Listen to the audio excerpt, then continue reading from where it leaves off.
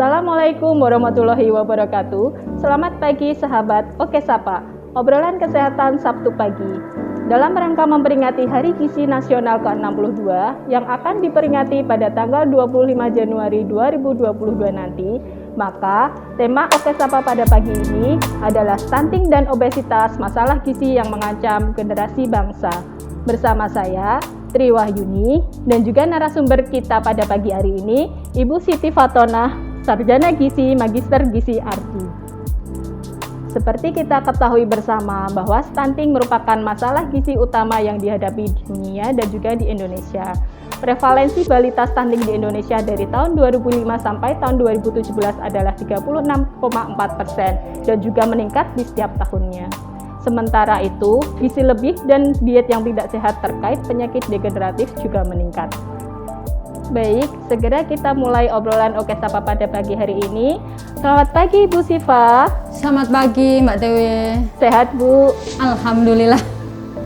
Gini ya Bu, terkait dengan topik kita pada hari ini, stunting dan obesitas yang sedang ramai dibicarakan. Menurut Ibu gimana ini? Apa yang dimaksud stunting dan obesitas itu Bu? Jadi memang stunting itu kan memang angkanya terus meningkat ya Mbak ya. Jadi untuk pengertiannya sendiri, stunting itu adalah suatu kondisi di mana balita itu memiliki panjang badan atau tinggi badan yang lebih dari -2 standar deviasi median standar pertumbuhan menurut WHO. Sedangkan obesitas sendiri itu adalah kondisi di mana persentase lemak dari seseorang itu semakin meningkat dan akan mengakibatkan berat badan juga semakin meningkat lebih dari normal, dan tentunya itu akan berdampak bagi kesehatan. Gitu Mbak.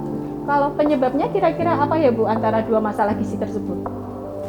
Untuk penyebabnya sendiri, kan stunting itu kan sebenarnya banyak ya Mbak ya.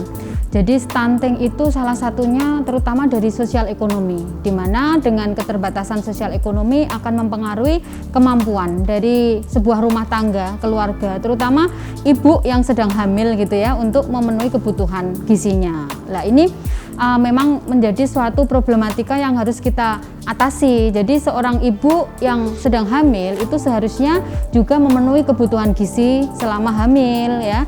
Kemudian selain itu juga dari higien sanitasi ya, termasuk di sini ibu yang memiliki tinggi badan yang pendek itu tentunya juga kedepannya akan melahirkan anak yang pendek juga.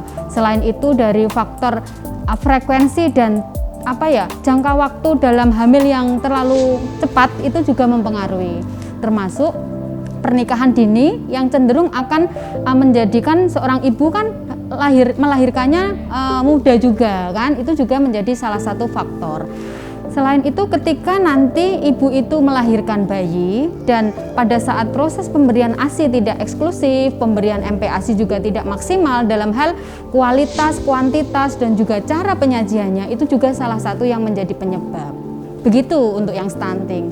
Sementara untuk obesitas sendiri tentunya kita sudah tahu bahwa obesitas itu dipengaruhi oleh asupan makan yang berlebih, tidak ditunjang dengan aktivitas ya. Mungkin kita sekarang ini terlalu banyak aktivitas yang duduk di kursi ya, sehingga kan tidak dikeluarkan energinya.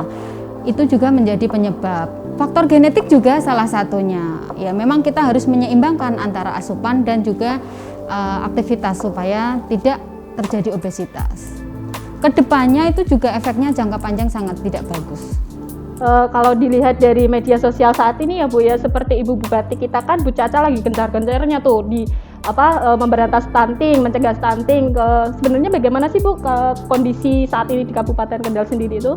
Oh iya, di Kendal sendiri itu ada beberapa desa yang memang tercatat angka stuntingnya tinggi. Di antaranya Karangsari, Kangkung, kemudian ada Sukorejo ya, dan tentunya ini dikhawatirkan akan semakin meningkat. Dari data yang ada, tahun 2019 itu terdapat 5,6% dan tahun 2020 menjadi 8,3%. Ini tentunya sangat mengkhawatirkan jika terus bertambah. Kemudian kalau dilihat dari 3 balita, 1 diantaranya itu stunting dan 10 balita ya untuk saat ini itu 1 diantaranya obesitas. Tentunya dalam jangka panjang akan tidak baik karena akan mengancam generasi bangsa kita. Seperti itu Mbak. Berarti memang lumayan tinggi ya di Kendal ini ya Bu ya. Iya, bukan lumayan tinggi tapi memang tinggi. Kalau untuk akibat dari stunting dan obesitas itu sendiri gimana Bu? Untuk stunting dan obesitas, stunting dulu ya Mbak ya. Jadi stunting tersebut akan mempengaruhi otak ya. Jadi kecerdasan anak, kecerdasan balita itu juga akan terhambat. Kemudian dari psikologis, kemudian kognitif, kemampuan kognitif juga akan mengalami gangguan. Jika seseorang itu tidak cerdas begitu ya, intinya ke depan, masa depannya kan juga akan terhambat ya, dari sisi karir, pendidikan juga akan berbeda dengan anak-anak yang tidak mengalami stunting seperti itu. Jadi memang seharusnya kita mulai mempersiapkan supaya generasi kita tidak mengalami stunting. Kemudian dari obesitas sendiri itu jelas akan memiliki efek yang tidak baik bagi kesehatan, karena seperti penyakit degeneratif ya, penyakit jantung, penyakit hipertensi, stroke, diabetes mellitus tentunya akan mengancam ke depannya. Begitu. Ya. Kalau proses terjadinya stunting Bu, itu gimana? Tiba-tiba anak terjadi stunting, kemudian status gizi lebih itu juga gimana Bu? Untuk prosesnya, stunting sendiri kan dimulai itu persiapan terjadinya stunting itu dari mulai dia di kandungan. Kalau asupan dari ibunya tidak memenuhi, kemudian nanti dari proses pemberian ASI eksklusif juga tidak memadai ya. Kadang kan sekarang ini ibu-ibu pergi bekerja tidak memberikan ASI ya. Sebenarnya kan pemerintah juga sudah memberikan suatu upaya ya supaya ibu bekerja pun bisa memberi ASI eksklusif.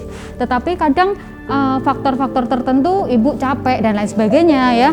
Jadi itu kadang tidak maksimal. Lah itu juga salah satu penyebab seseorang bisa mengalami atau balita mengalami stunting. Ditambah lagi nanti penyiapan MPASI ya tidak bagus ya, kualitas kuantitasnya tidak sesuai ya.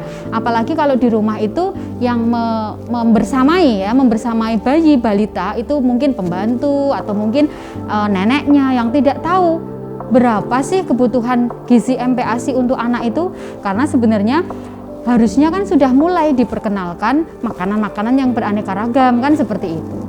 Jadi memang dari mulai di dalam kandungan sampai proses masa pertumbuhan 2 tahun dilanjutkan nanti ketika dia itu balita seperti itu. Sedangkan kalau obesitasnya gimana Bu?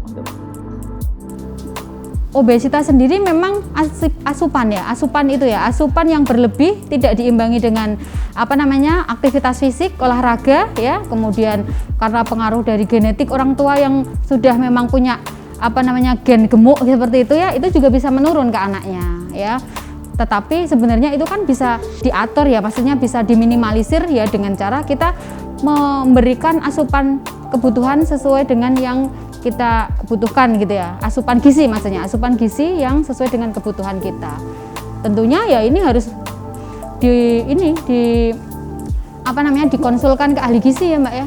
Baik, untuk yang terakhir ya Bu ya, upaya pencegahan dan strategi yang harus kita tempuh untuk mencegah stunting dan obesitas itu sendiri apa ya Bu? Ya Mbak, jadi untuk upaya pencegahan itu memang ada beberapa tahap ya, karena kan proses untuk terjadinya stunting itu kan memang ada beberapa tingkatan, terutama pada saat dia dalam kandungan. Berarti kan ibu yang sedang hamil itu kan harus senantiasa ke posyandu, memeriksakan diri seperti itu. Kemudian pemenuhan asupan gizinya juga perlu, pemberian PMT untuk ibu ya, karena dikhawatirkan untuk ibu-ibu yang sosial ekonominya kurang ya, terjadi kehambatan dalam pemenuhan gizinya ya. Kemudian setelah bayi itu dilahirkan tentunya kan perlu upaya pemberian ASI eksklusif, jadi edukasi dari tenaga kesehatan terhadap ibu dan juga keluarganya terutama, karena kan pemberian ASI eksklusif perlu dukungan dari keluarga. Jadi memang peran serta keluarga sangat penting ya. Selain itu ketika masa pemberian ASI eksklusif sudah selesai, berarti kan dari mulai usia 6 sampai 2 tahun ya, 6 bulan sampai 2 tahun itu kan memang perlu edukasi terkait pemberian MPASI yang tentunya tepat ya, supaya ketika memberikan MPASI kepada balita ya, itu juga diberikan sesuai dengan zat gizi yang memang dibutuhkan oleh balita tersebut ya. Setelah itu ketika masuk di masa-masa sekolah ya, edukasi kepada guru ya, karena kan sekarang ini banyak sekolah yang full day ya. Jadi pemberian makan di sekolah itu juga perlu dipertimbangkan zat gizi yang diberikan kepada balita, kepada anak sekolah itu ya. Kemudian untuk sarapan paginya ya, ibu juga perlu diberikan edukasi betapa pentingnya sarapan bayi untuk anak-anak sekolah ya. Selain itu lanjut lagi ketika masa-masa sekolah di tingkat yang lebih tinggi ya, SMP, SMA, itu juga peran serta dari guru dalam memberikan edukasi terkait pentingnya kebutuhan gizi atau pentingnya pemenuhan gizi supaya tidak mengganggu di dalam proses belajar, dalam proses pertumbuhannya ya. Seperti sekarang ini kalau misalnya asupan zat gizi kurang, itu kan selain dari stunting itu otomatis bisa mempengaruhi terjadinya anemia ya, seperti itu. Dilanjutkan lagi ketika seseorang memasuki masa dewasa muda, ketika nanti akhirnya akan menikah, itu status gizinya juga perlu dipersiapkan karena itu nanti juga akan menjadi salah satu hal yang akan memiliki efek ketika perempuan menikah dengan status gizi yang kek ya atau kurang energi kronis, itu akan berakibat pula menghasilkan atau melahirkan generasi yang stunting ya. Sedangkan untuk obesitas ya, upaya pencegahannya kita bisa melakukan dengan 4 pilar gizi seimbang ya. Di antaranya kita dengan menjaga keanekaragaman makanan yang kita makan ya. Kemudian senantiasa memantau berat badan. Kemudian aktivitas fisik juga perlu kita tingkatkan dan untuk berperilaku hidup sehat. Seperti itu, Mbak. Berarti untuk mungkin sahabat Oke Sapa yang ingin mengetahui tentang stunting atau obesitas lebih dalam bisa berkonsultasi dengan ahli gizi terdekat, betul ya Bu ya? Iya, kalau di Kendal sendiri ada di Rumah Sakit Dr. Haji Suwondo ya, kan ada poligizi, nanti ibu-ibu atau mungkin yang mengalami suatu obesitas ya, bisa langsung konsultasi ke ahli gizi. Bagaimana sahabat Oke Sapa, sekarang semakin paham ya, ternyata stunting akan berdampak terhadap kecerdasan, kesehatan, karir, dan banyak aspek lainnya. Sedangkan gizi lebih atau obesitas juga berdampak buruk terhadap timbulnya beberapa penyakit degeneratif, sindrom metabolik. Dua masalah gizi tersebut telah menjadi penyebab utama kesehatan dan peningkatan kejadian penyakit tidak menular, bahkan kematian. Oke sahabat, semoga bincang-bincang kali ini akan memberikan manfaat, menambah informasi untuk sahabat. Terima kasih kepada Ibu Siti Fatona selaku narasumber pada pagi hari ini yang telah memberikan informasi tentang stunting dan obesitas. Akhir kata, saya Triwahini pamit undur diri, terus ikuti obrolan kesehatan Sabtu pagi yang pastinya akan selalu memberikan informasi menarik tentang dunia kesehatan. Jangan lupa tetap patuhi prokes 5M, stay safe, stay healthy. Salam Oke Sapa. Wassalamualaikum warahmatullahi wabarakatuh.